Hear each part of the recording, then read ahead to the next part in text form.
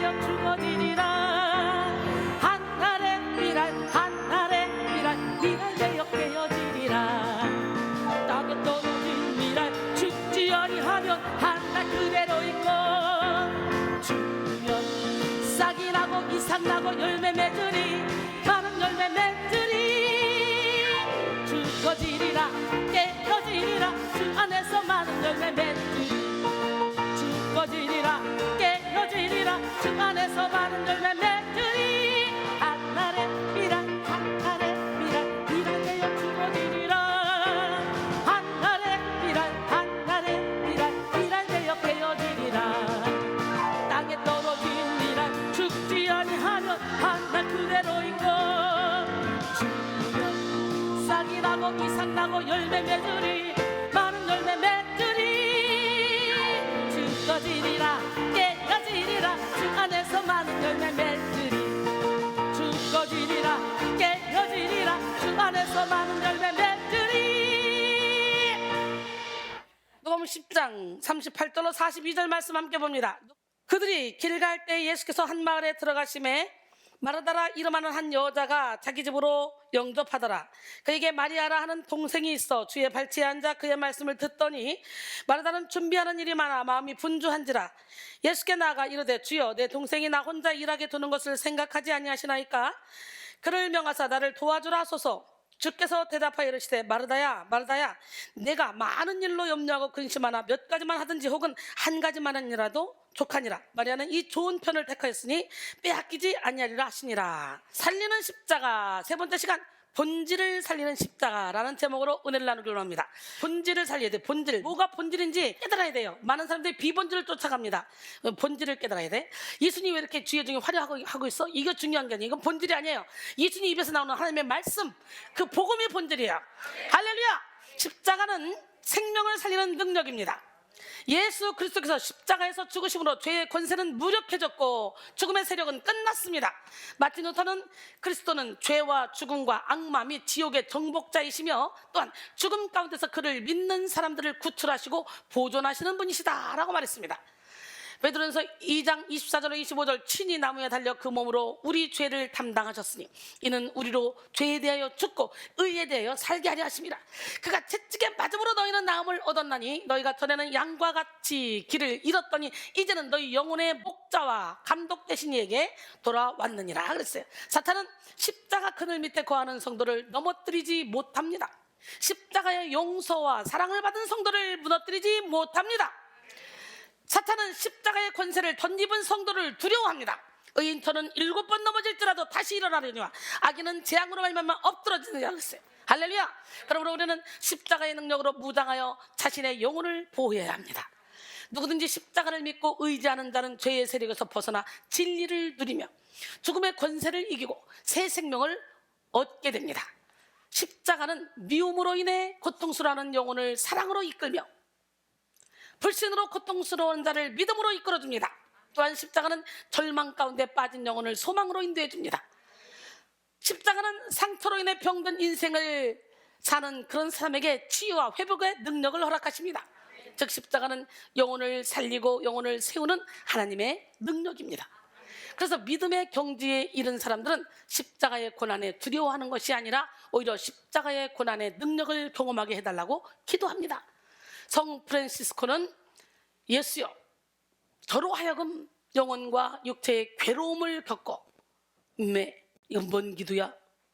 영혼과 육체의 괴로움을 겪고 당신의 십자가의 고난을 맛보게 허락하시고 당신이 우리 죄인들을 위해 그처럼 참으실 수 있었던 그 불타는 사랑을 간직하게 하소서라고 기도했습니다. 대단한 기도다. 여러분 그런 기도 할 수 있어요? 너무 싫어. 고린도전서 1장 18절에 십자가의 도가 멸망한 자들은 미련한 것이요 구원을 얻는 우리에게는 하나님의 능력이라 그랬어요. 누구든지 십자가의 은혜를 믿고 의지하기만 하면 이전과는 다른 삶을 살게 됩니다.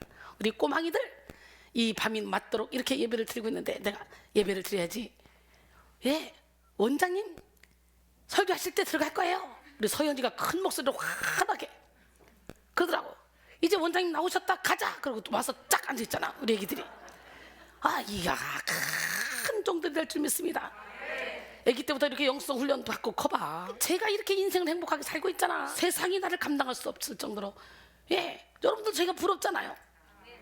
저처럼 되고 싶어 열심히 훈련 받는 거 아니에요?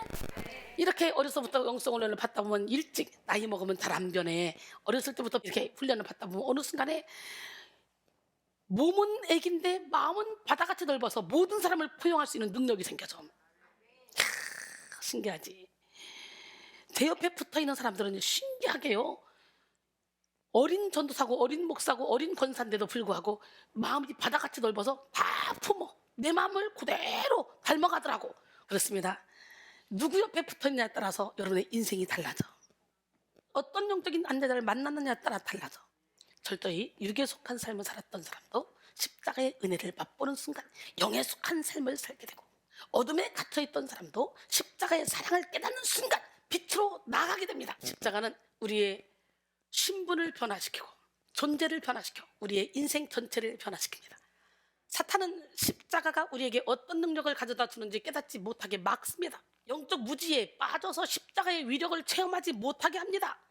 1863년 링컨이 새 벽두에 노예 해방을 공식적으로 선언하고 그 일로 인해서 링컨은 괴한하게 피살됐어요. 자기 생명을 흑인들의 행복과 자유와 평화를 위해 바친 것입니다. 흑인들은 평생 아브라함 링컨의 은혜를 잊을 수 없는 사람들입니다. 링컨이 땅에 묻힌 뒤 수년이 지났습니다. 남부에 있는 대농장에서는 여전히 흑인들이 노예 생활을 하고 있었어요. 어떤 역사학자가 알라바마에 있는 어떤 흑인을 붙들고 물었습니다. 당신은 링컨을 아십니까? 그런데 놀랍게도 대답했습니다. 예, 링컨에 관한 말을 많이 들었습니다. 우리를 해방시켰다는 이야기도 들었습니다. 그렇지만 나는 링컨이 누군지 잘 모릅니다. 그리고 해방이 무엇인지 모릅니다. 참 놀라운 이야기 아닙니까? 그러니 이 노예들의 무식함을 농장 주인들은 최대한 이용한 것이죠. 어떻게 하든지 무식한 채 내버려 둬라, 가르치지 말라, 그리고 일만 시키자. 이것이 노예 주인들의 생각이었어요. 여러분도 지금까지 이렇게 사탄에게 속아 십자가의 능력을 누리지 못하고 사시지는 않았습니까? 십자가는 하늘에 속한 모든 능력을 살리고 우리 안에 부여된 하나님의 형상과 모양을 살립니다. 특별히 십자가는 본질을 살립니다. 본질이란 어떤 존재의 실존을 의미하는데요, 어떤 존재가 자기 가치를 발현하기 위해 없어서는 안 되는 것이 본질입니다. 음식의 본질은 맛이고 제품의 본질은 기능이며 인간의 본질은 생명입니다. 무엇이든 본질이 살아날 때 자기 존재의 최대한의 가치를 발현할 수 있는 거예요.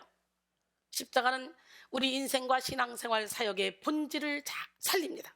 이 본질은 사전적 의미로 본디부터 가지고 있는 사물 자체의 성질이나 모습, 사물이나 현상을 성립시키는 근본적인 성질, 철학 실존에 상대되는 말로 어떤 존재에 관해 그 무엇이라고 정의될 수 있는 성질을 말합니다.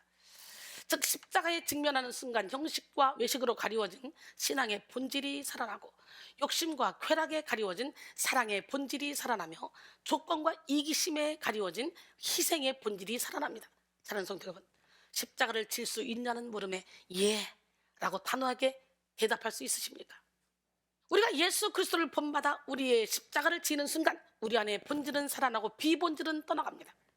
마태복음 16장 24절에 이에 예수께서 제자들에게 이르시되 누구든지 나를 따라오려거든 자기를 부인하고 자기 십자가를 지고 나를 따를 것이니라 그랬어요.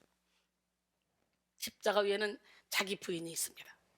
내 존재를 거부하는 것이 아니라 내 안에 죄된 본성인 자아를 거부하는 것이죠. 우리는 자기 십자가를 지고 이 치열한 영적 전쟁을 치러내야 합니다. 사도 바울이 고백하죠. 전에 율법을 깨닫지 못했을 때는 내가 살았더니 계명의 이름에 죄는 살아나고 난 죽었다. 그리고 그때부터 자기 안에 두 가지 법이 싸우는 걸 보죠.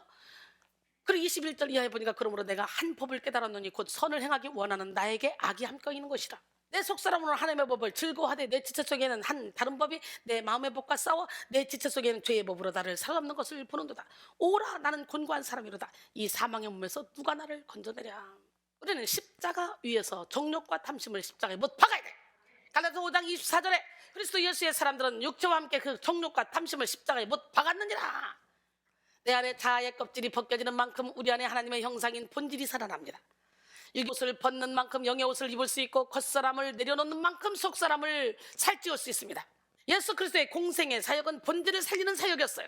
예수님은 자기 욕심에 미혹되어 성전을 더럽힌 자들을 책망하셨고 성전의 본질을 회복시키셨습니다. 마가복음 11장 15절로 18절. 그들이 예루살렘에 들어가니라. 예수께서 성전에 들어가사 성전 안에서 매매하는 자들을 내쫓으시며 돈 바꾸는 자들의 상과 비둘기 파는 자들의 의자를 둘러 엎으시며 아무나 물건을 가지고 성전 안으로 지나다님을 허락하지 아니하시고 이에 가르쳐 이르시되 기록된 바 내 집은 만민이 기도하는 집이라 칭함을 받으리라고 하지 아니하였느냐? 너희는 강도의 소굴을 만들었도다 하심에 대제사장들과 서기관들이 듣고 예수를 어떻게 죽일까 하고 꾀하니 이는 무리가 다 그의 교훈을 놀랍게 여김으로 그를 두려워함일러라 그랬어요. 그러나 비본질에 치중된 바리새인들과 서기관들은 사사건건 예수의 행동을 판단했습니다. 그들은 예수의 제자들이 전통을 따라 손을 씻지 않고 식사하는 것, 예수께서 죄인과 세리들과 함께 잡수시는 것, 예수께서 안식일에 손 마른 자를 고치신 사건, 수많은 사건을 이해하지 못했습니다. 본질을 잃은 율법에 빠진 바리새인들은 그들만의 잣대와 기준으로 예수와 제자들을 정죄했습니다. 마가복음 3장 4절로 5절. 그들에게 이르시되 안식일에 선을 행하는 것과 악을 행하는 것, 생명을 구하는 것과 죽이는 것 어느 것이 옳으냐 하시니 그들이 잠잠하거늘 그들의 마음이 완악함을 탄식하사 노하심으로 그들을 둘러보시고 그 사람에게 이르시되 내 손을 내밀라 하시니 내밀매 그 손이 회복되었더라. 마가복음 7장 5절로 6절. 이에 바리새인들과 서기관들이 예수께 묻되 어찌하여 당신의 제자들은 장로들의 전통을 준행하지 아니하고 부정한 손으로 떡을 먹나이까? 이르시되 이사야가 너희 외식하는 자에 대하여 잘 예언하였도다. 기록하였으되 이 백성이 입술로는 나를 공경하되 마음은 내게서 멀도다 그랬어요. 마가복음 12장 16절로 17절. 바리새인의 서기관들이 예수께서 죄인 및 세리들과 함께 잡수시는 것을 보고 그의 제자들에게 이르되 어찌하여 세리 및 죄인들과 함께 먹는가? 예수께서 들으시고 그들에게 이르시되 건강한 자에게는 의사가 쓸데없고 병든 자에게라야 쓸데있느니라. 나는 의인을 부르러 온 것이 아니여 죄인을 부르러 왔노라 하시니라 그랬어요. 사실 예수님의 본질은 하나님의 사랑입니다. 그 사랑을 잃어버리면 본질이 아닌 비본질에 집중하게 됩니다. 그래서 어거스틴은 이 본질에 대해 이렇게 선언하죠. 사랑하라. 그리고 내가 원하는 것을 행하라. 그러나 우리 안에 본질이 사라지면 우리는 형식에 치우쳐 외식과 불법에 빠질 수밖에 없습니다. 영적 분별력을 잃어버리면 본질과 비본질을 구분하지 못하죠. 중요하지 않은 일에 휘둘리며 향방 없는 삶을 살게 됩니다. 또 자기 자존심과 욕심에 미혹되면 비본질에 집착하며 본질을 잃게 됩니다. 예수님은 온갖 외식과 불법에 빠진 자들을 징계하시며 본질을 잃어버린 열심에 도취된 자들을 책망하셨습니다. 마태복음 23장 25절로 28절. 화 있을진저 외식하는 서기관들과 바리새인들이여 잔과 대접의 겉은 깨끗이 하되 그 안에는 탐욕과 방탕으로 가득하게 하는도다. 눈먼 바리새인이여 너는 먼저 안을 깨끗이 하라. 그리하면 겉도 깨끗하리라. 화 있을진저 외식하는 서기관들과 바리새인들이여 회칠한 무덤 같으니 겉으로는 아름답게 보이나 그 안에는 죽은 사람의 뼈와 모든 더러운 것이 가득하도다. 이와 같이 너희도 겉으로는 사람에게 옳게 보이되 안으로는 외식과 불법이 가득하도다 그랬어요. 이와 같이 비본질에 빠져있는 자들은 본질을 알아보지 못할 뿐만 아니라 본질을 대적합니다. 사랑하는 성도 여러분, 여러분의 모습이 이와 같지 않은지 돌아봐야 돼요. 안타깝게도 오늘날 많은 그리스도인들이 본질을 잃은 맹목적 열심에 도취되어 살아갑니다. 별로 중요하지도 않은 일을 붙잡고 시간을 낭비합니다. 하나님께 초점 맞추지 못해 엉뚱한 방향으로 나갈 때가 많이 있습니다. 본질을 떠난 열심에는 변화가 없고 본질을 잃은 섬김에는 열매가 나타나잖아요. 향방 없이 가면 안 돼요. 초점을 맞춰야 돼요. 그러므로 우리는 다시 한번 본질을 살리는 십자가 앞에 나가야 돼요. 그리스도인의 본질은 속사람 곧 영입니다. 에베소서 3장 16절에 그의 영광의 풍성함을 따라 그의 성령으로 말미암아 너희 속사람을 능력으로 강건하게 하시며. 뭐를? 속사람. 본질은 속사람이야. 영이야. 영 깨라. 그리스도인은 영에 속한 삶을 살 때 하나님의 뜻을 깨닫게 되고 하나님의 능력을 나타내는 삶을 살 수가 있습니다. 사망과 불안에서 벗어나 생명과 평안을 누리며 하나님의 공의를 실천하는 자신의 삶을 통해 하나님을 기쁘시게 할 수 있습니다. 로마서 8장 5절로 8절. 육신을 따른 자는 육신의 일을, 영을 따른 자는 영의 일을 생각하라니 육신의 생각은 사망이요 영의 생각은 생명과 평안이니라. 육신의 생각은 하나님과 원수가 되나니 이는 하나님의 법에 굴복하지 아니할 뿐만 아니라 할 수도 없습니다. 육신에 있는 자들은 하나님을 기쁘시게 할 수 없느니라 그랬어요. 고린도전서 2장 10절로 13절 오직 하나님이 성령으로 이것을 우리에게 보이셨으니 성령은 모든 것 곧 하나님의 깊은 것까지도 통달하시느니라. 사람의 일을 사람의 속에 있는 영 외에 누가 알려? 이와 같이 하나님의 일도 하나님의 영 외에는 아무도 알지 못하느니라. 우리가 세상의 영을 받지 아니하고 오직 하나님으로부터 온 영을 받았으니 이는 우리로 하여금 하나님께서 우리에게 은혜로 주신 것들을 알게 하려 하십니다. 우리가 이것을 말하거니와 사람의 지혜가 가르친 말로 아니하고 오직 성령께서 가르치는 것으로 하니 영적인 일은 영적인 것으로 분별하느니라. 할렐루야. 영에 속한 삶을 사는 성도는 본질 대신 예수 그리스도의 능력을 나타내며 살아갑니다. 사랑의 능력, 소망의 능력, 믿음의 능력을 나타내며 진짜를 잃어버린 거짓된 세상에서 본질의 빛을 발하며 살아갑니다. 그러나 그리스도인이라 하여도 육에 속한 삶을 사는 자들은 예수 그리스도의 권세를 전혀 나타내지 못합니다. 사랑을 말하지만 삶 속에 사랑의 능력이 나타나지 않습니다. 용서를 말하지만 용서가 주는 영적 깊이를 깨닫지 못합니다. 희생하는 삶을 동경하면서도 참된 희생을 하지 못합니다. 이는 본질을 잃은 사랑과 용서, 희생에 빠져 있기 때문이에요. 말씀을 읽으면서도 말씀대로 살지 못하고, 기도하면서도 변화되지 못하고, 예배를 드리면서도 자아를 포기하지 못하는 이유는 여전히 육신에 속해 있기 때문이에요. 아직도 혈기와 분노를 다스리지 못하고, 아직도 자존심을 제어하지 못하는 것은 십자가의 진가를 발견하지 못했기 때문입니다. 너무도 많은 사람들이 자기 자신도 속고 있어요. 그러니까 자기가 막 신앙생활 잘하고 있다고 착각하고 막 자기 자랑하느라고 바쁩니다. 아니에요. 육신에 속한 자들은 영의 가치를 알지 못합니다. 그로 인해 눈에 보이지 않는 영원한 세계를 사모하는 것보다 당장 눈에 보이는 세계를 쫓아가며 겉사람에 치중되어 속사람의 건강을 관리하지 못합니다. 특히나 그리스도인인데도 육에 눌려서 사는 사람들은 더 억울합니다. 차라리 아무것도 모르면 몰라서 육신에 끌려다니지만 예수님의 구원을 알고도 땅의 것에 매이는 것은 허송세월을 보내고 있다는 증거이자 아직도 사탄에게 매인 부분이 있다는 것입니다. 이미 다시 살리심을 받았으면 위의 것을 찾아야 돼요. 골로새 3장 1절로 4절 그러므로 너희가 그리스도와 함께 다시 살리심을 받았으면 위의 것을 찾으라. 거기는 그리스도께서 하나님 우편에 앉아 계시니라. 위의 것을 생각하고 땅의 것을 생각하지 말라. 이는 너희가 죽었고 너희 생명이 그리스도와 함께 하나님 안에 감춰졌습니다. 우리 생명이신 그리스도께서 나타나실 그때에 너희도 그와 함께 영광 중에 나타나리라. 할렐루야. 복음의 본질이 우리 삶에서 나타나지 않으면 자꾸만 중요하지 않은 일에 모든 에너지와 시간을 투자하고 낭비하게 됩니다. 인도의 히말라야 일대에는 개조라는 꽁지가 긴 새의 이야기가 전해져 옵니다. 개조는 늘 자기의 꼬리가 예쁘고 자랑스러웠어요. 날마다 아름다운 깃 하나라도 떨어질까, 더러운 것이 묻을까 걱정이 돼서 움직이지 않고 늘 가만히 있었습니다. 하루는 험상궂게 생긴 사냥꾼이 나타났어요. 사냥꾼은 재빨리 개조에게 총을 겨눴습니다. 개조는 당연히 도망가야 되잖아요. 그런다 아름다운 꽁지털이 상할까 봐 도망가지 못하고 가만히 있었어요. 사냥꾼은 별 이상한 새도 다 봤네. 그리고 개조를 덥석 잡았습니다. 사냥꾼의 손에 잡힌 개조는 물론 죽고 말았죠. 참으로 어리석은 모습 아닙니까? 개조는 아름다운 꼬리를 지키기 위해 자신의 생명을 포기한 거야. 여러분, 육신의 정욕을 위해 여러분 영혼의 생명을 포기해서 되겠어 안 되겠어? 오늘날 많은 사람들이 개조와 같이 비본질에 매달려 중요한 본질을 놓치며 살아갑니다. 육의 부요함에 집착하느라 빈곤해진 영혼을 방치하고 육의 지식에만 가치를 두고 영의 무지를 방관합니다. 영혼의 양식을 먹지 못해 느껴지는 헛헛함을 해결하기 위해 육신의 배를 채우는 데 집중하고 영의 피곤함을 해소하기 위해 육체의 안락함을 추구하죠. 즉 본질인 영의 생명을 위해 살지 못하고 육신의 정욕, 안목의 정욕, 이생의 자랑을 따르는 삶을 살아갑니다. 여러분이 지금 본질을 따르느냐 비본질을 따르느냐 분별할 수 있는 기준은 간단합니다. 삶의 방향이 육에 맞춰져 있으면 아직까지 비본질을 따르고 있는 것이고, 삶의 초점이 영에 맞춰져 있으면 본질을 따르고 있는 것입니다. 영을 따르는 자들은 육체의 본성을 따라 사는 삶의 미련함과 덧없음을 알고 이 세상에 미련을 두지 않습니다.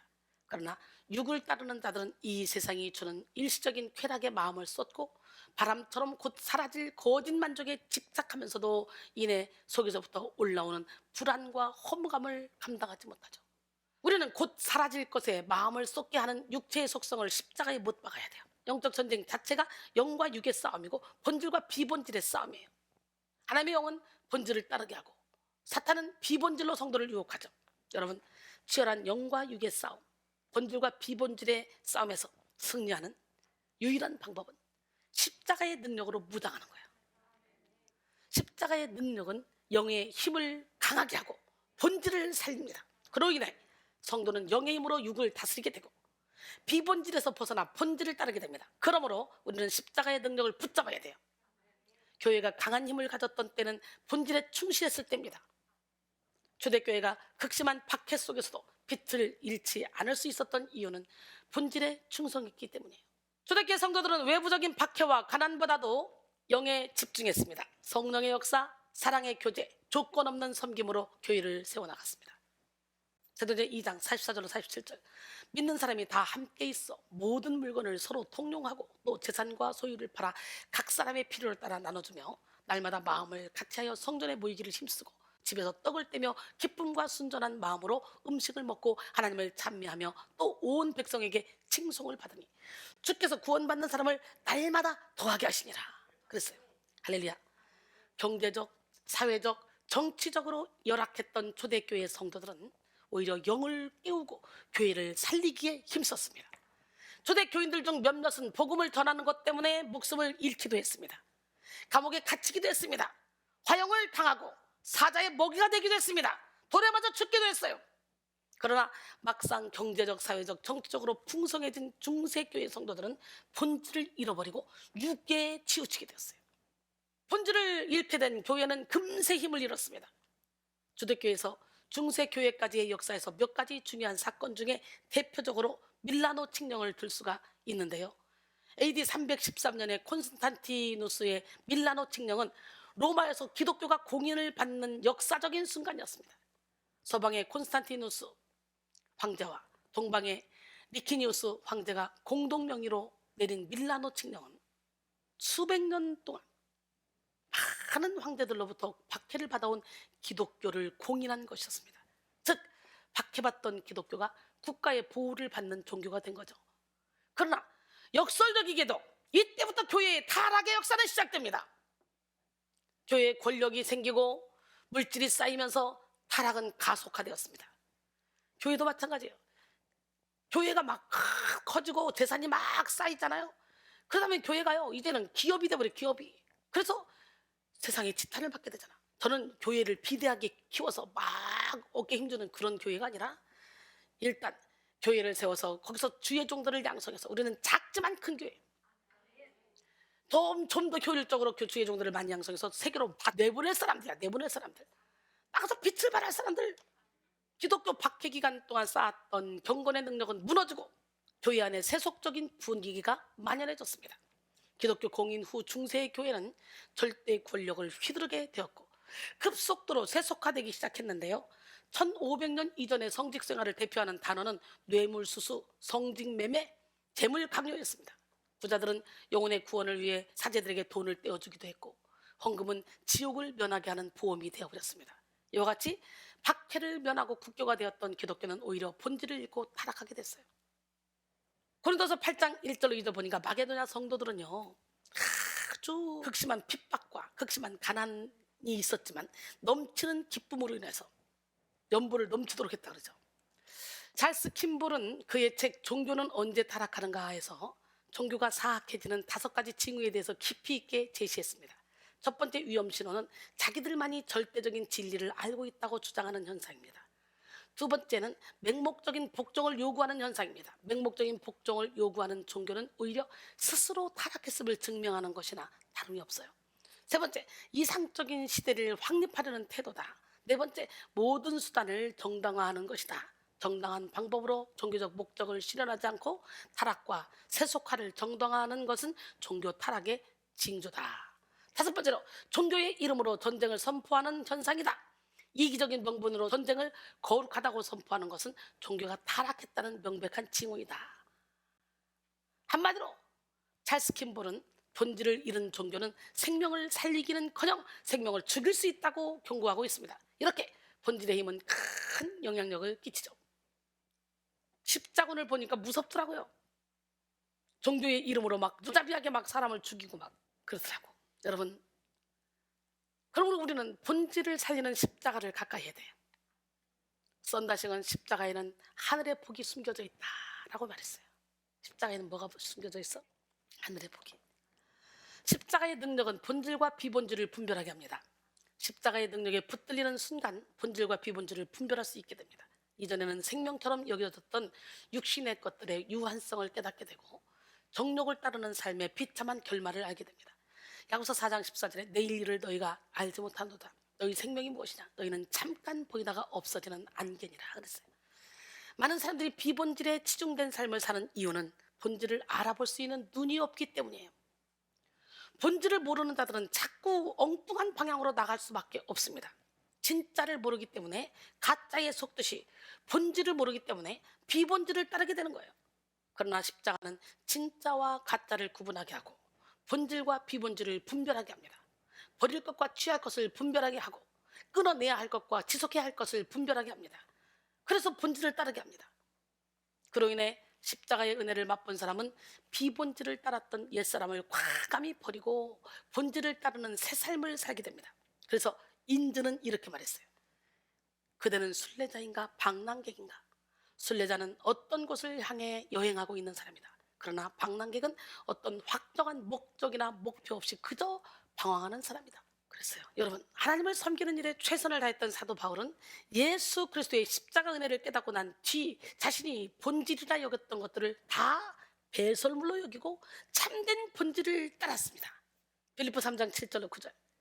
그러나 무엇이든지 내게 유익하던 것을 내가 그리스도를 위하여 다 해로 여길 뿐더러 또한 모든 것을 해로 여김은 내 주 그리스도 예수를 아는 지식이 가장 고상하기 때문이라. 내가 그를 위하여 모든 것을 잃어버리고 배설물로 여김은 그리스도를 얻고 그 안에서 발견되려 함이니 내가 가진 의는 율법에서 난 것이 아니오 오직 그리스도를 믿음으로 말미암은 것이니 곧 믿음으로 하나님께로부터 난 의다 그랬어요. 제가 하나님을 뜨겁게 체험하고 나니까요 모든 것이 다 배설물로 여겨지더라고. 그런데 하나님을 뜨겁게 체험하기까지는 저에게 수많은 고난이 있었고 아픔이 있었죠. 내 인생의 행복의 꽃 피어나려 할 때 상상할 수 없는 고난이 내게 다가왔어. 야, 이거는 인간의 힘으로 해결할 수 있는 고난이라면 제가 하나님 앞에 이렇게 매달리지 않았을 거예요. 나는 귀신이라는 역사 믿지도 않았던 사람이에요. 근데 그 귀신의 역사가 내 목을 졸리고 이상한 형체가 와서 목을 졸리고 죽이려고 그러고 막 이러면서 그 어둠과의 싸움 때문에 단 하루만 편하게 살다 죽었으면 좋겠다 할 그때에 두 손 두 발 다 들고 하나님 앞에 와서 항복했잖아요. 그때는 죽을 것 같았지만 전쟁 4년 반 동안 죽기 아니면 살기도 치렀습니다. 그리고 나서 또 예수 믿은 지 10년 후에 한 1년 정도는 엄청나게 심하게 전쟁을 치렀고 그리고 1년 더 사역하면서도요 각 이 지역에 가면 이 지역 귀신, 이 사람 만나면 이 사람 속에 있는 어둠과 함께 막 싸우느라고 잠을 못 자. 잠자는 게 무서운 거야. 눈 감으면 벌써 막 어둠이 막 덮쳐가지고 막 숨을 못 쉬게 하고 막 그렇게 고통스러웠는데 야 이거 언제 전쟁이 끝날까 싶었지만 어느 순간에 확 끝나니까 지금은 어떤 환자가 와도 전혀 해를 안 받아. 의인처는 7번 넘어질 자라도 다시 일어나죠. 아기는 재앙으로 말미암아 떨어진다 그랬죠. 하나님께서 붙드는 거야. 근데 우리 하나님의 사람은 하나님의 씨가 우리 안에 제대로 거하면 악한 자가 만지지도 못해. 아직 악한 자가 만지고 있다는 것은 아직도 내가 살아있는 부분이 있기 때문에 내가 그러는 거지 저 사람하고 같이 있어서가 아니라 하나님은 테스트하는 거야. 내가 중학교 졸업할 때 되면 고등학교 시험 봐야 되고 대학교 시험 봐야 되는 것처럼 내가 영이 커질수록 하나님의 믿음의 테스트를 해보느라고 사람을 붙여줘. 그럴 때 영적으로 힘든 사람들이 옆에 있어서 공격을 받는다? 공격을 받는다는 것 자체는 지금 내가 영이 아직 멀었다는 거예요. 더 깨어나서 그 영을 이길 수 있는 힘을 얻어야 되는 거예요. 그런데 그렇게 공격을 받고 결국은 힘들지만 이겨내면 영권이 확 올라가는 거예요. 확 올라가는 거예요.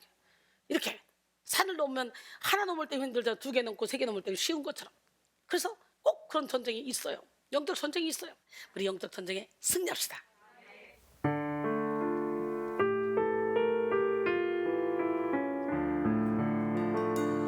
내 인생 행복의 꽃 피어나려 할 때에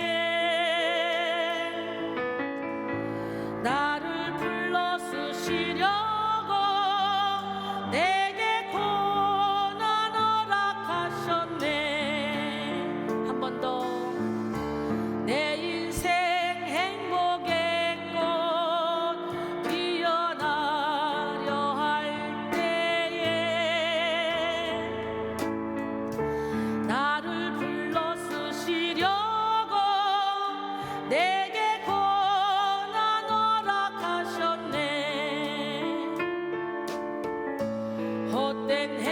눈물에 젖어 있을 때 참된 행복 찾게 해주시려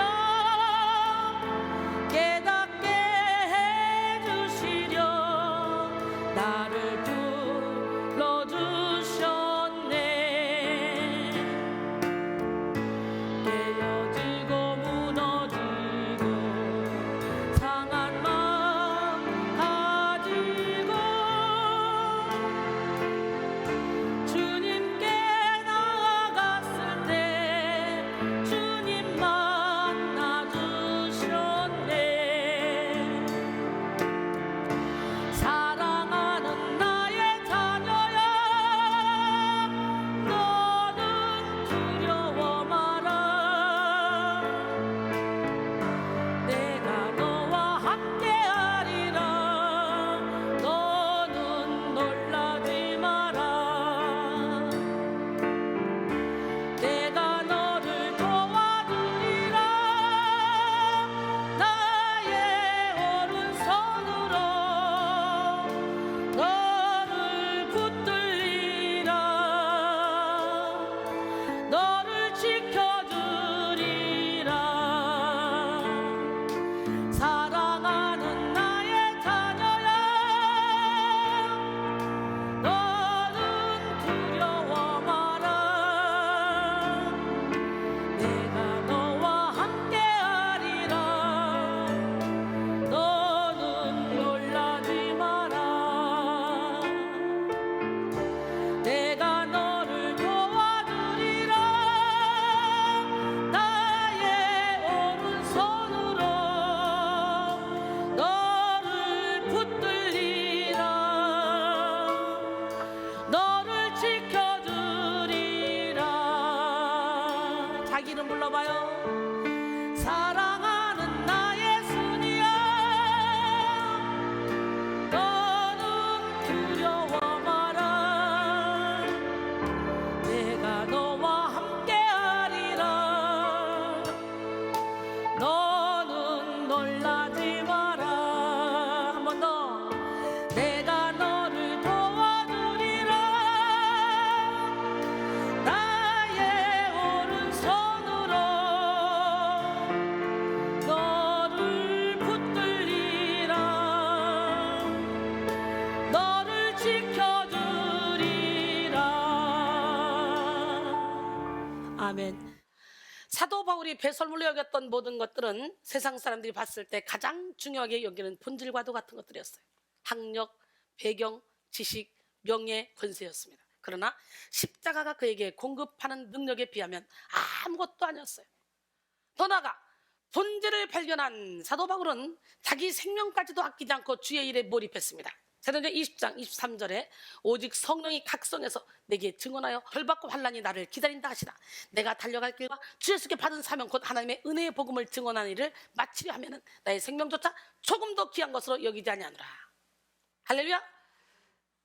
야, 정말 사도 바울은요 엄청난 고난을 당했습니다.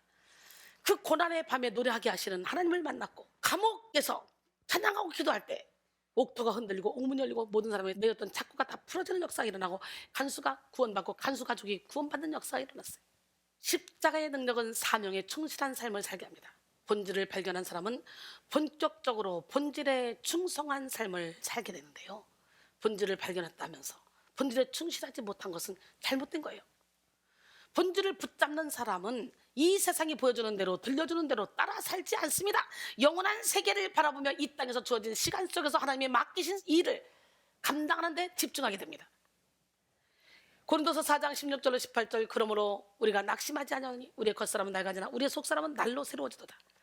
우리가 잠시 받는 환난에 경한 것이 지극히 크고 영원한 영광에 중한 것을 우리에게 이루게 함이니 우리가 주목하는 것은 보이는 것이 아니오 보이지 않는 것이니 보이는 것은 잠깐이요 보이지 않는 것은 영원함이라. 우리는 보이지 않는 속사람을 키워야 돼. 속사람이 강건하면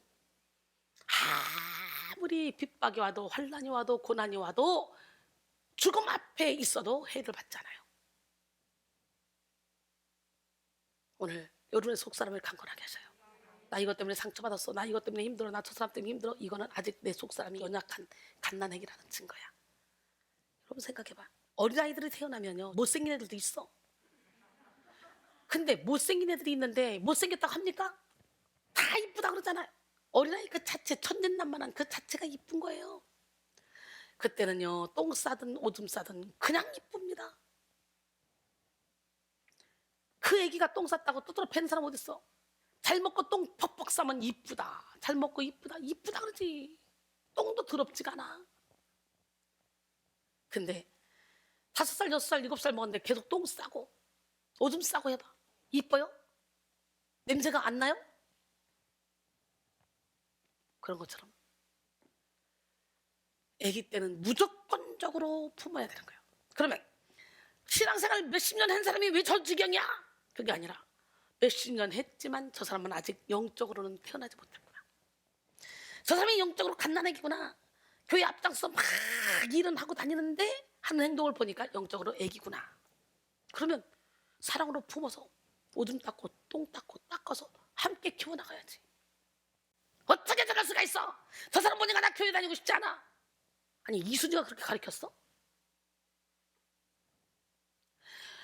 이순이 목사님 보고 갔더니 앞장서 일하는 사람이 영 밥맛이야. 아니야, 아유 거기 아닌 것 같아. 아니 이순이가 그렇게 가르쳤냐고. 그 사람이 못 죽어서 그런 거지. 그렇게 손가락질하는 그 사람이 더 더러운 사람이야. 오래됐다고 빨리 죽고 늦게 됐다고 뭐 안 죽나? 아니야. 나중 된 자가 먼저 된다 그랬잖아요. 저는 가끔 이해 안 될 때가 있어요. 야, 이 정도면 이걸 깨달을 텐데 이걸 못 깨닫네. 어떻게 이걸 깨닫지 못할까? 너무 신기하네. 너무 신기하네. 기독교 작가 크로닌 박사가 가난한 이웃들에 대한 연민으로 광산촌에서 의사로 봉사한 적이 있었습니다. 그런데 그곳에 신앙이 좋은 간호사가 있었어요. 그녀는 적은 월급을 받으면서도 불평 없이 웃으며 정성껏 환자들을 돌봤습니다. 하루는 크로닌 박사가 보기에 안쓰러워 간호사에게 말했습니다. 당신은 당신이 지닌 가치만큼 여기서 대우를 못 받고 있어요. 그걸 알고 있나요? 그러자 간호사가 대답했습니다. 박사님, 제가 가치 있는 존재라는 걸 하나님이 알고 계시다면 그것으로 충분하지 않을까요? 그 이상 뭐가 더 필요합니까? 그분이 알고 계시고 그분이 함께 하신다면 된 겁니다. 박사님, 저를 위해 십자가를 지신 그분의 은혜로 살아있고 그분과 함께 일할 수 있다는 사실에 감사할 따름입니다. 멋있잖아요? 박사님, 저를 위해 십자가를 지신 그분의 은혜로 살아있고 또 그분과 함께 일할 수 있다는 사실에 감사할 뿐이에요. 대가가 작든 말든 하나님만 알아주시면 되는 거예요. 멋있죠? 영원한 가치를 발견한 자들은 영원한 일에 생명을 겁니다. 즉 사명에 올인하게 되는데요. 하나님은 각 사람에게 사명을 주셨고 사명 감당을 위해 필요한 지혜와 능력을 부어주셨어요. 장진순 씨의 사명이라는 시입니다. 슬픔을 당해 감당기 어려운 때도 극복할 수 있는 것은 나를 필요로 하는 이가 있기 때문이다. 불행이 닥쳐 앞이 캄캄할 때도 일어설 수 있는 것은 해야 할 일이 있기 때문이다. 수없이 넘어지고 깨어져도 절망할 수 없는 것은 가야 할 길이 있기 때문이다. 극한 상황에서도 좌절할 수 없는 것은 사명이 있기 때문입니다. 할렐루야. 성도는 각자에게 주어진 사명에 집중할 때 안일함에 빠지지 않고 본질을 따르는 삶을 살게 됩니다. 사랑하는 성도 여러분, 우리는 본질에 충실한 삶을 살아야 돼요. 하나님은 본질을 잃은 충성과 헌신을 기뻐 받으시지 않으십니다. 오늘 본문은 마르다와 마리아의 이야기를 담고 있는데요. 예수님은 초청에 의하여 마르다와 마리아의 집에 들어오셨어. 그들이 길을 갈 때 예수께서 한 마을에 들어가심에 마르다라 이름하는 한 여자가 자기 집으로 영접하더라. 예수 그리스도를 사모했던 자매들은 흥분되는 마음으로 손님을 맞이했을 것입니다. 그런데 마르다와 마리아는 같은 공간, 같은 시간에 똑같은 손님을 맞이했지만 판이하게 다른 태도를 보이고 있습니다. 그 차이는 바로 본질에 있어요. 본질을 발견한 마리아는 예수님께 초점을 맞춰 예수님의 음성에 귀를 기울였어요. 그러나 마르다는 본질을 잃은 열심으로 인해 분주한 태도를 보였습니다. 본문의 말씀을 통해 비본질에 치우친 자들의 특징과 본질을 따르는 자들의 특징을 살펴보기를 원합니다. 비본질에 치우친 자들의 특징, 당장 눈앞에 보이는 일에 집중하여 분주한 삶을 살아갑니다. 비본질에 치우친 자들의 특징은 보이는 것만 보고 생각한다는 거죠. 한 병원에 밤늦게 응급 환자가 실려왔습니다. 그는 교통사고로 뼈가 부러져서 온몸이 피투성이가 되어 있었어요. 동맥이 터졌던 거죠. 그의 외상은 환자의 심각한 상태를 적나라하게 보여주고 있었습니다. 응급실의 담당 의사는 우선 압박분대로 지혈하는 등 응급조치를 취했고, 부러진 이 팔과 다리뼈 수술을 위해 정형외과 의사를 급하게 호출했습니다. 그런데 정형외과 의사가 도착하기도 전에 그 환자는 그만 질식사해버리고 말았어요. 이유는 이 환자의 기도가 막힌 것을 모르고 기도를 확보하지 않은 채 다른 치료에만 정신을 쏟았던 것이죠. 응급 환자의 치료는 먼저 호흡이 있는지 확인하고 자유롭게 숨을 쉴 수 있도록 기도를 확보하는 것이 기본입니다. 부러진 건 나중에 해도 돼. 숨을 쉴 수 있는 것이.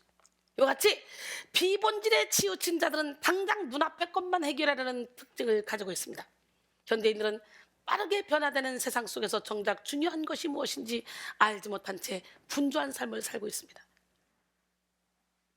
테이크아웃, 커피와 도넛을 손에 쥐고 총총걸음으로 사무실로 들어가는 직장인들의 모습은 현대인의 바쁜 일상을 상징적으로 보여주는 모습입니다. 대부분의 영역에서 전산화되고 기계화되었지만 현대인들은 이제 이전 세대에 비해 오히려 더 바쁘고 일하는 시간도 더 길어지고 있습니다. 이전보다 더 많이 일하고 더 많은 것을 해내고 더 많은 소득을 취하고 있음에도 불구하고 여유란 찾아볼 수가 없어요. 경쟁과 비교의식이 만연한 세상 속에서 뒤처지지 않기 위해 더 빨리 달려가야 하는 것이 현실입니다. 그러나 그리스도인은 보는 대로만 살아갈 존재가 아니에요. 눈앞의 것에 골몰하여 살아가는 사람들은 아직 육의 눈으로 세상을 대하는 사람입니다. 백성교회에서는 영성 훈련을 받는 제자들도 아직 미숙할 때 멀리 내다보지 못하고 코앞의 것들만 생각하여 쉽게 좌절하고 넘어지는 과정을 겪게 됩니다.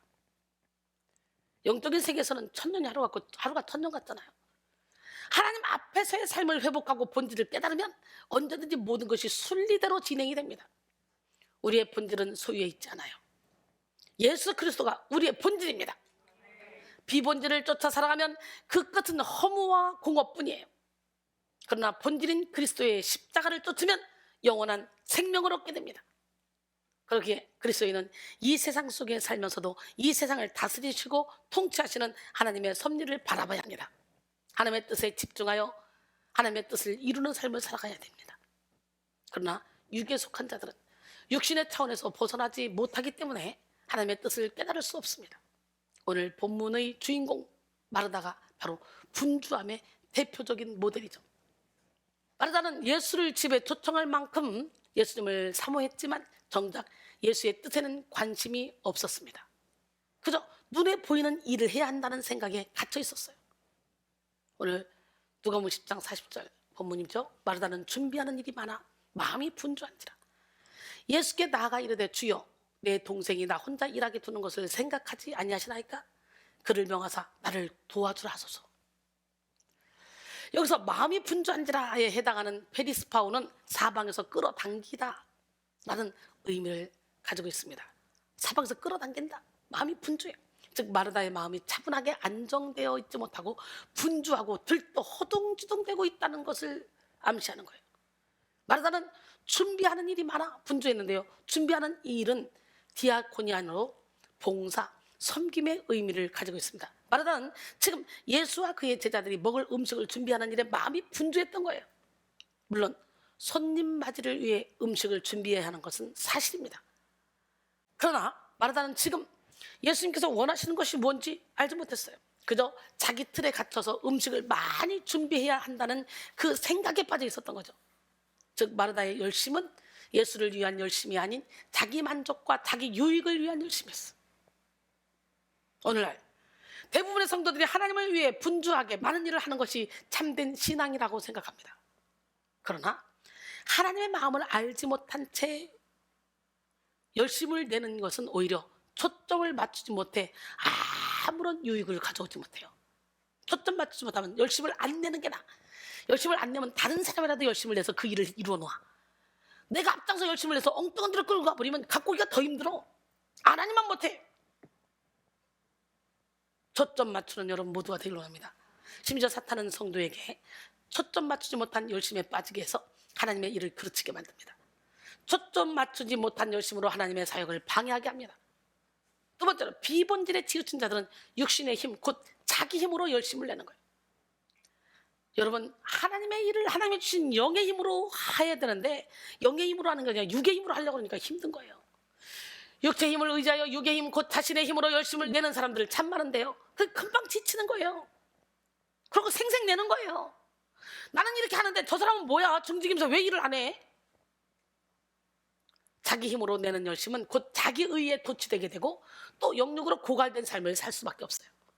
자신의 힘으로 열심을 다하는 자들은 본질적인 삶의 에너지를 주님에게서 얻지 못하기 때문에 한계에 빨리 도달하는 거지. 우리는 위로부터 공급되는 영적 에너지를 받아야 합니다. 위를 바라보며 주님이 주시는 힘으로 살아가기를 원합니다. 이사야 40장 29절로 31절, 피곤한 자에게는 능력을 주시며 무능한 자에게는 힘을 더하시라니 소년이라도 피곤하며 곤비하며 장정이라도 넘어지며 쓰러지되 오직 여호와를 앙망하는 자는 새 힘을 얻으리니 독수리가 날개 치며 올라가면 갈 것이요 다른 박질라 해도 곤비하지 아니하겠고 걸어가도 피곤하지 아니하리로다. 할렐루야. 신앙생활을 하면 할수록 지치는 이유는 내 힘을 빼지 못했기 때문입니다. 내 힘으로 하는 신앙생활에는 결코 기쁨의 열매가 맺히지 않습니다. 저는 주님이 주시는 힘으로 하기 때문에 일을 일로 여기지 않아요. 즐거움을 합니다. 그러니까 누구보다도 많은 성과를 거둡니다. 저는 짧은 시간 살아도 정말 신기하고 놀라운 것은요, 요즘에 체력이 딸려서 새벽 2시, 3시에 막 이게 자꾸 간다고 막 눌러요. 누르면서 그냥 1초 자요. 나 잤지 지금? 네. 아이고 왜 잤냐? 또 눌러요. 그래서 또 잤어요. 1분 자요. 그리고 또 재요. 그러고 만들었는데 들어보면 완벽해요. 아니 어떻게 비몽사몽간에 하는데도 그게 가능해요? 신기하잖아요. 글쎄 말이다. 비몽사몽간에 눌러도 돼요 이게. 오늘 본문의 주인공 마르다는 예수를 위해 열심히 음식을 준비하지만 기쁨으로 하지 못했어. 기쁨을 잃었던 마르다는 결국 예수님 앞에서 불평하잖아요. 마르다는 말씀하시는 예수께 나가 불만을 토로했어. 40절에 내가 이렇게 바쁘게 일하는 거 안 보여요? 또 마리아 좀 나 좀 도와주러 가세요. 마르다의 요청은 몇 가지의 의도를 담고 있는데요. 첫째, 몹시 바쁜 와중에도 자신을 돕지 않는 마리아에 대한 간접적인 책망. 둘째, 이러한 사실을 모두 알고도 침묵하고 계신 예수님에 대한 원망. 셋째, 아무 일도 하지 않는 마리아에 비해 지금 준비를 하고 있는 자신의 행위가 옳다는 것을 은연중에 밝히려는 생각입니다. 어때요 여러분? 마르다 같은 마음 여러분 안에 있잖아. 오늘 예수님으로 물어내. 마르다는 복합적으로 불평스러운 마음을 가지고 예수 앞에 나갔어요. 이러한 태도는 은연중에 동생 마리아를 통제하지 않으시는 예수에게도 잘못이 있다고 지적하고 있는 거예요. 안 보여요? 내가 지금 일하는 게 안 보여요? 나 혼자 지금 바빠 죽겠는데 이 마리아는 지금 뭐 하는 거예요 목사님? 참, 예수님 빨리 나를 좀 도와주라 하세요. 자기 힘으로 열심을 낸 마르다는 결국 동생 마리아뿐만 아니라 예수의 행동까지도 통제하려고 하고 있습니다. 이와 같이 자기 힘을 의지하는 자는 결국 교만함에 빠지게 되는 거예요. 여러분이 신앙생활을 열심히 하면서도 자기 의와 교만을 해결받지 못했다면 그 열심을 빨리 멈춰야 돼요. 내 힘을 키우는 열심은 결국 하나님 앞에서 교활한 태도를 보이게 합니다. 인간의 교활함의 절정은 자기 죄를 감추고 자기 의를 내세우게 합니다. 문제의 핵심을 정확하게 간파해야 본질이 보이기 시작하는 거예요. 그렇게 열심히 하는데도 좋은 열매가 맺히지 않는 건 모든 문제의 원인이 좋은 나무가 아직 되지 못한 자신에게 있다는 것을 깨닫고 회개해야 됩니다. 누가복음 6장 43절로 46절, 못된 열매 맺는 좋은 나무가 없고 또 좋은 열매 맺는 못된 나무가 없느니라. 나무는 각각 그 열매로 하나니 가시나무에서 무화과를 또는 찔레에서 포도를 따지 못하느니라. 선한 사람은 마음에 쌓은 선에서 선을 내고 악한 자는 그 쌓은 악에서 악을 내나니 이는 마음에 가득한 것을 입으로 말함이니라. 너희는 나를 불러 주여 주여 하면서도 어찌하여 내가 말하는 것을 행하지 아니하느냐 그랬어요. 덴마크의 기독교 사상가 키르케고르는 죄인의 교활함에 대하여 말했습니다. 키르케고르는 죄인인 인간은 원죄 안에서 영적 게임을 한다고 지적했는데요. 인간은 본래 자신이 하나님 앞에 1대1로 서야 한다는 것을 깊이 느끼고 있습니다. 그런데 육신을 우선으로 두고 살았던 삶의 습관들을 깨뜨리고 하나님 앞에 정직하게 서기가 쉽지가 않죠. 하나님 앞에 정직하게 설수록 하나님의 거룩하심이 육신의 죄를 드러내어 깨시기 때문입니다. 오늘 이 시간에 육신의 죄를 다 드러내 깨부시는 하나님 손에 붙들림 받아서 정직한 자에게 빛을 비춰주는 그 놀라운 능력을 체험하기로 합니다.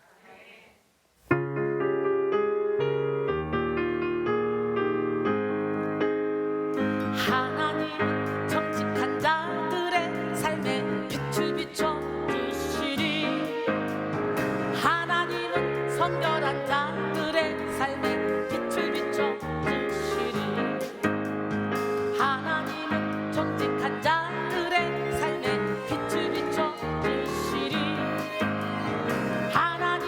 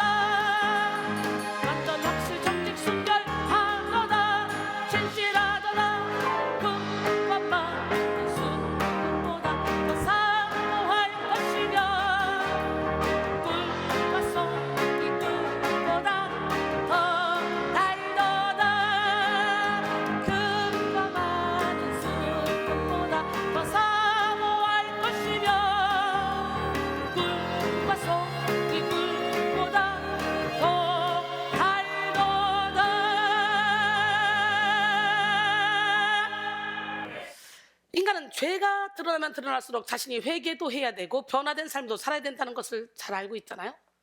키르케고르에 의하면 이 상황에서 사람은 의지적으로 영적 무지의 상태에 머물러 있기를 선택한다고 합니다.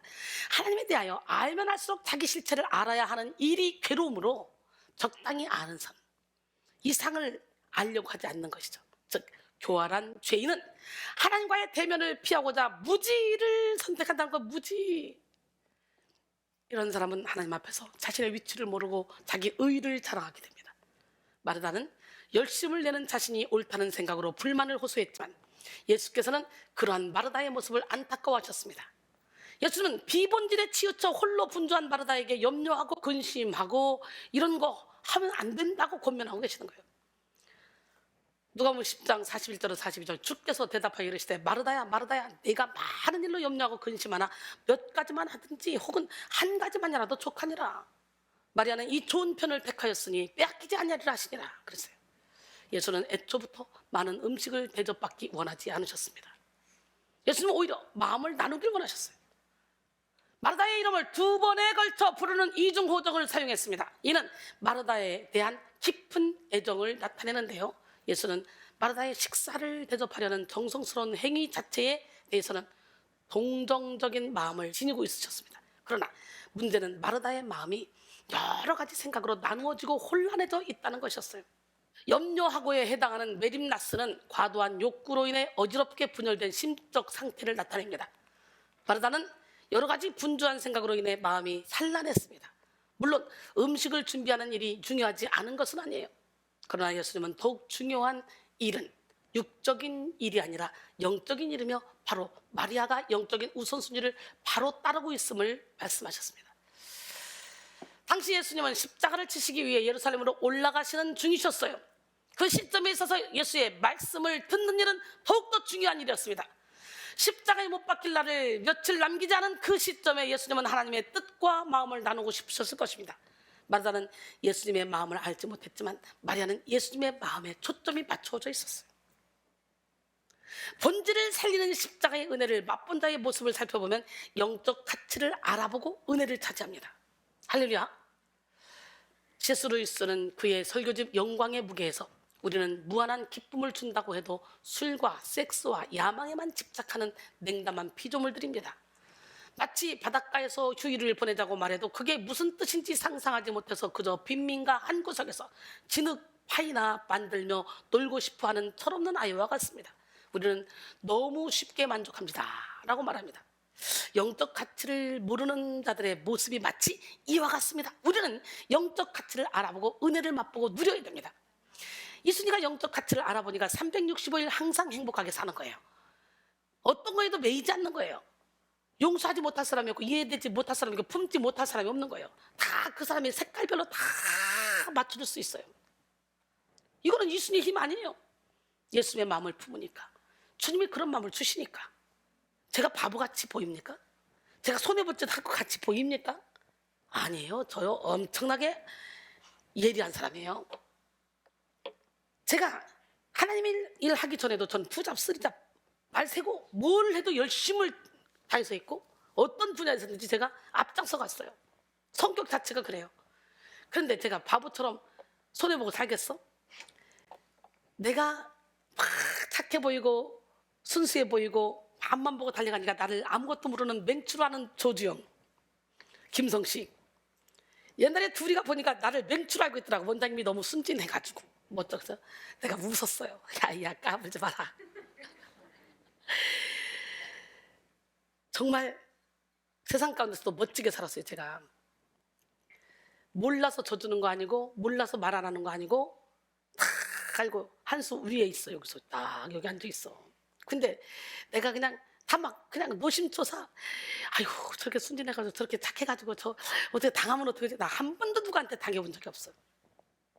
그리고 우리 하나님은 아무리 못된 사람도 저를 만나면 다 변화시키더라고. 나는 그 믿음이 있어서 누구든지 오라는 거야. 병든 자에게 의사가 쓸 때 있잖아요. 그래서 누구든지 와라. 우리 교회는 병든 자, 시기심이 많은 자, 질투심이 많은 자, 술 먹는 자, 마약하는 자, 누구도 다 관계없어. 하나님이 하시니까. 하나님 하나님은 그런 사람들이 오셨으니까, 하나님이 그런 사람들을 치료하라고 내게 영적인 권세를 주셨으니까 이거 내 거 아니니까 써먹어야 될 거 아니야. 그런 사람들이 변화되면 내가 춤을 춥니다. 춤을 춰. 몰라서 가만히 있는 게 아니에요. 저요 아무것도 안 보는 것 같지만 전체 다 파악하고 있어요. 저요 숫자 계산 엄청납니다. 저 머리 엄청 비상해요. 옛날에, 지금은 다 까먹었지만 옛날에 나보고 컴퓨터라고 했어요. 근데 지금도 숫자 암산 딱딱딱딱 나오면 벌써 딱딱딱 머리 딱 굴리면 딱 나와요. 그냥 모르는 것 같지만 물어봐요 비서들한테. 주님이 나를 바보 만들어 놓은 거야. 주님이 바보 만들어 놔서 그냥 바보처럼 사는 거야. 근데 이렇게 행복할 수가 없는 거야. 나를 이용하려 들리면 그래 이용해. 네가 나를 이용해 먹고 행복하면 이용해. 괜찮아. 난 하늘에 상급 받으면 돼. 그리고 당해줍니다. 그냥 진리라 진리가 너희를 자유롭게 하리라. 예수 안에 거하면요 머리치매고 싸울 일이 하나도 없어. 본질을 알기 때문에. 그건 져주는 게 이기는 거라고 옛날부터 그랬잖아. 저 정말 인생 행복하거든요. 여러분 볼 때 행복하게 보여요? 하루 종일 막 집중해서 밤새고 거기 일어나 보니까 야 요즘 김성식 목사님이 소파에서 앉아서 주무셔요. 나를 흉내낸다고 컴퓨터 끌어안고 소파에서 앉아가지고 길쭉한 사람이. 내가 몇 번이나 가서 깨가지고 빨리 들어가. 나 설교 준비해야 돼요.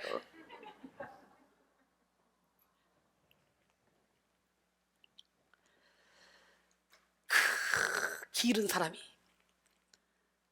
편하게 누워서 주무셔야지. 왜 그렇게 소파에서 그냥 오늘도 아침 6시까지 그 소파에서 그러고 앉아있더라고. 잠거에 앉아.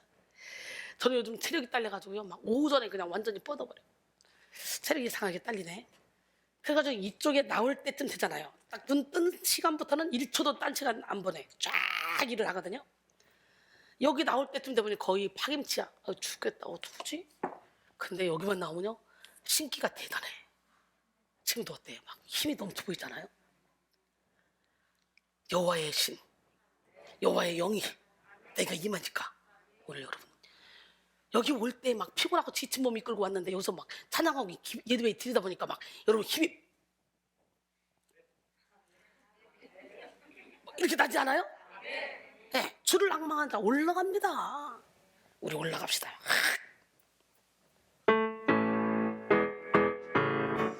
주를 앙망하는 자 올라가 올라가.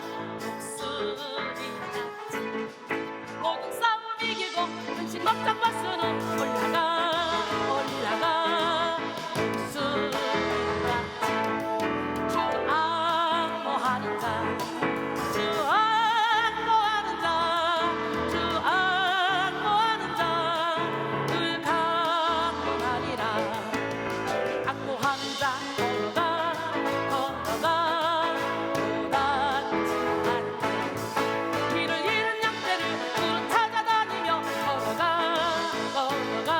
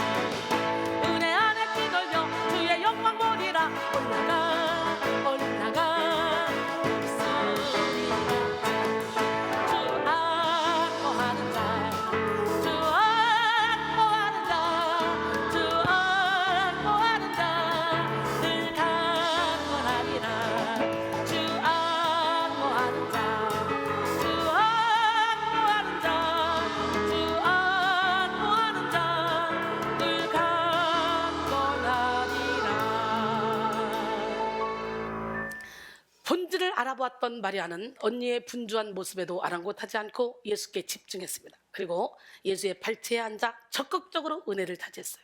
이같이 본질을 발견한 사람은 은혜의 자리에 끝까지 있어요. 은혜의 자리를 지킵니다. 마리아가 예수님의 발 아래에 앉은 것은 제자가 스승의 발치에 앉아 교훈을 듣는 자세와 같았습니다. 당시 이스라엘에서는 여자가 말씀을 배울 수 없었어요. 그런데 예수님은 여인이 말씀을 듣고 배우는 것을 허용하고 계신 것입니다. 예수님은 하나님의 말씀을 남녀노소 빈부 귀천 모든 것을 뛰어넘어 만민에게 전하셨어요. 마리아는 이 말씀을 사모하며 다른 일에 전혀 관심을 두지 않고 듣고 배웠어요. 예수께서 마리아는 이 좋은 편을 택하였으니 뺏기지 아니하리라 라고 말씀하셨습니다. 여기서 택하였으니로 번역된 엑셀렉사토는 그녀 스스로 선택했다, 그녀 자신을 위하여 선택했다라는 의미입니다. 즉 마리아는 좋은 편을 그녀의 영적 유익을 위해 스스로 선택한 거예요. 여기서 빼앗기지 아니하리라, 이거로 번역된 우쿠아파이 레데 세타이는 마리아의 선택이 마르다의 항의조가 담긴 요청이나 예수님 자신의 권고로 인해 빼앗기지 않을 것을 암시합니다. 아무리 그렇게 해도 빼앗기지 않을 거야. 즉 예수님은 자기의 영적 유익을 위해 본질에 집중하고 있는 자는 어떤 외부의 공격이 와도 흔들리지 않는다는 사실을 말씀하신 거예요. 그렇습니다. 본질을 발견한 사람은 세상의 어떤 유혹이나 핍박 앞에서도 흔들리지 않습니다. 사방으로 우겨싸도 쌓이지 않습니다. 박해를 받아도 버림받지 않습니다. 거꾸로 땜을 당해도 망하지 않습니다. 아껴 막혀 답답해도 낙심하지 않습니다. 임마누엘 하나님이 함께하기 때문에 오히려 더 굳건한 태도로 은혜를 차지하는 삶을 살아가죠. 우리의 본질은 하나님을 사랑하는 것, 또 나 자신을 사랑하는 것, 그리고 나 자신처럼 이웃을 사랑하는 거예요. 이 본질은 예배라는 기본을 통해 중심이 잡힙니다. 그래서 예배가 신앙생활의 기본이고 신앙생활의 정수입니다. 여러분, 예배가 무엇입니까? 우리는 지금 드리고 있는 이 예배는 물론이고 넓은 의미로 예배는 하나님을 높이는 모든 행위를 의미합니다. 영어로 예배를 월십이라고 그러죠?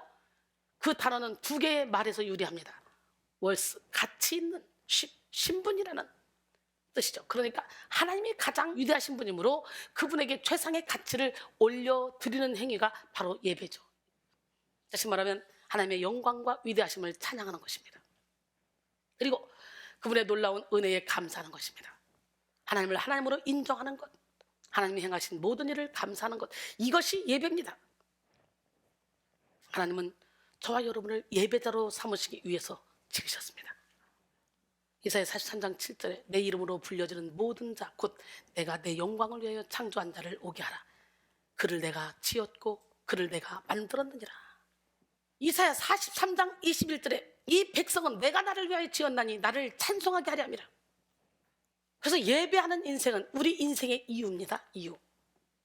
우리는 예배로 시작해서 예배로 마치는 인생을 살아야 돼요. 오늘 본문의 마리아는 좋은 편을 택했습니다. 마리아가 택한 좋은 편은 예수님 발치에 앉아서 예수님의 말씀을 듣는 것. 그 다음에 본질을 살리는 십자가의 은혜는 내세를 준비하는 삶을 살게 합니다. 여러분, 육신의 장막집 벗으면 손으로 지지 않은 영원한 집 우리를 기다리는데 거기 갈 때는 우리 빈손으로 가지만 그동안에 내가 행했던 것은 다 따라가게 돼 있어. 그래서 우리는 썩을 것으로 신고 썩지 않을 것으로 다시 살아나야 돼. 육의 몸이 있을 때 신령한 몸으로 우리가 영의 몸을 살찌워야 돼. 고린도서 4장 14절에 주 예수를 다시 살리신 이가 예수와 함께 우리도 다시 살리사 너희와 함께 그 앞에 서게 하실 줄을 아노라. 바울은 모든 그리스도인들이 하나님 앞에 서게 될 것이라고 말합니다. 이는 이 땅의 모든 그리스도인들이 영광스러운 몸의 부활의 날에 하나님께 받아들여질 것이란 하나로서 예수를 잡아줄 가룟 유다가 말하되 이 향료를 어찌하여 300데나리온에 팔아 가난한 자들에게 주지 아니하였느냐 하니, 이렇게 말하면 가난한 자들을 생각함이 아니요 그는 도둑이라 돈깨를 맞고 거기 넣는 것을 훔쳐가미로라. 예수께서 이러시되 그를 가만히 두어 나의 장래할 날을 위하여 그것을 간직하게 하라. 가난한 자들은 항상 너희와 함께 있거니와 나는 항상 잊지 아니하리라 하시니라. 마리아는 중요한 때를 알고 있었어요.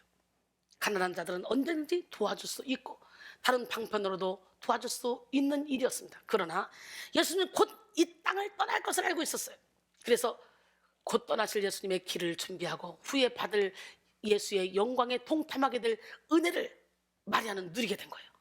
옥합을 깨어 예수의 발에 부은 여인은 아무도 미리 준비하지 못했던 예수님의 장례를 준비하게 된 거예요.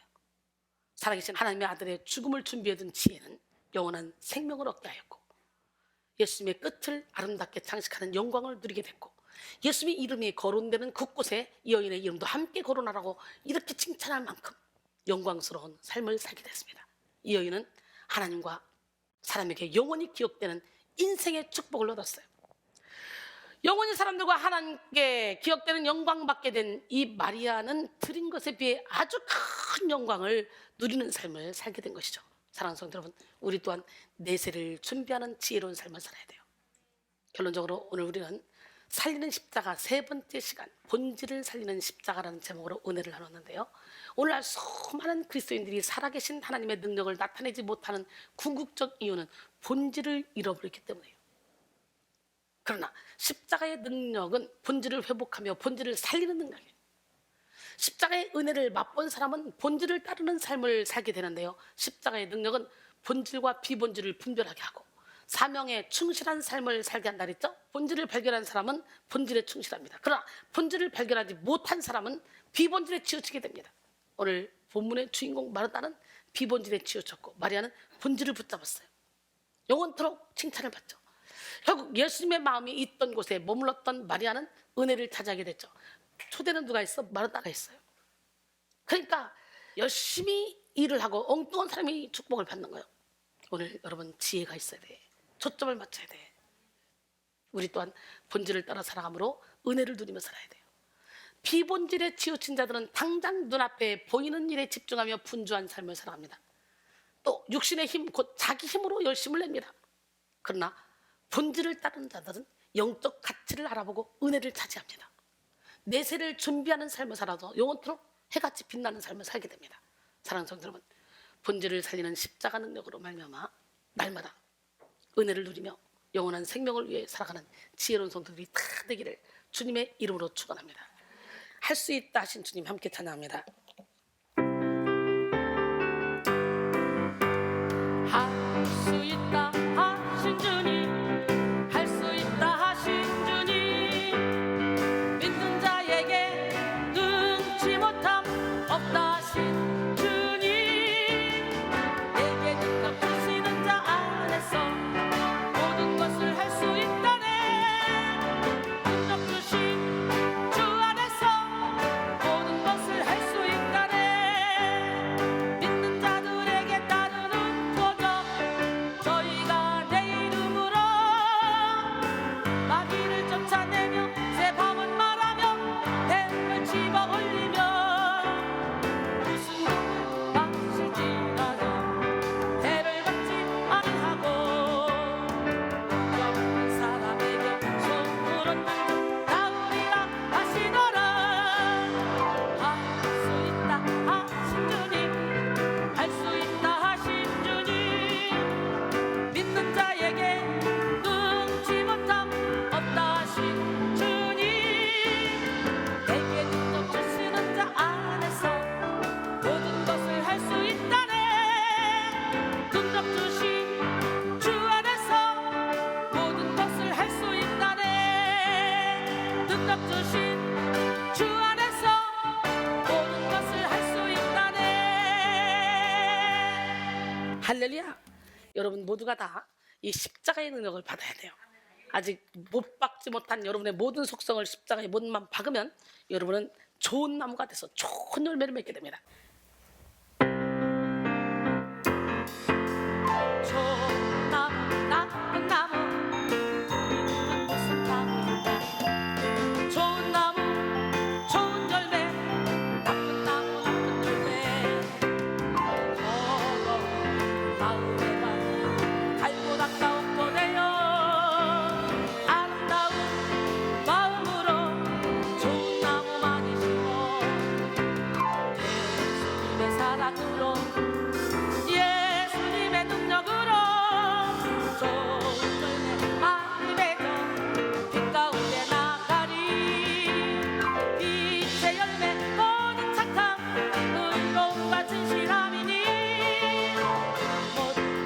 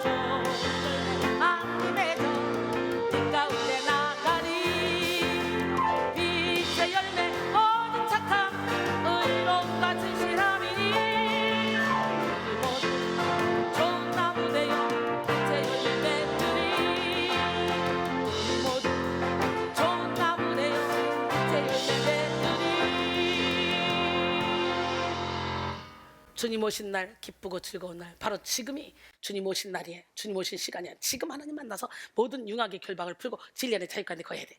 이 찬양 부르고 뜨겁게 기도합니다. 주님 오신 날, 기쁘고 즐거운 날, 주님 오신 날, 마귀가 패배하는 날, 주님 오신 날, 모든 결박 풀어지는 날, 주님 오신 날, 진리 안에 자유하는 날, 주님 오신 날, 사망 권세 이기는 날, 주님 오신 날, 어둠이 떠나가는 날, 주님 오신 날, 새롭게 거듭나는 날, 주님 오신 날, 새 생명을 얻는 날, 썩어간 세상 속에 빛으로 오신 주님, 혼돈 속의 질서를, 공허함의 만족을, 주님 오신 날, 자가 깨어지는 날, 주님 오신 날, 사랑이 넘쳐나는 날, 주님 오신 날, 모든 것이 회복되는 날, 주님 오신 날, 진리 안에 자유하는 날, 오늘이 바로 주님 오신 날, 오늘이 바로 주님 오신 날, 주님 오신 날, 기쁘고 즐거운 날, 어깨 힘주고, 주님 오신 날, 마귀가 패배하는 날, 주님 오신 날, 모든 결박 풀어지는 날, 지금 주님 오신 날, 진리 안에 자유하는 날, 주님 오신 날, 사망 권세 이기는 날, 주님 오신 날, 어둠이 떠나가는 날, 주님 오신 날, 새롭게 거듭나는 날, 주님 오신 날, 새 생명을 얻는 날, 썩어가는 세상 속에 빛으로 오신 주님, 혼돈 속의 질서를, 공허함의 만족을, 주님 오신 날, 자가 깨어지는 날, 주님 오신 날, 사랑이 넘쳐나는 날, 주님 오신 날, 모든 것이 회복되는 날,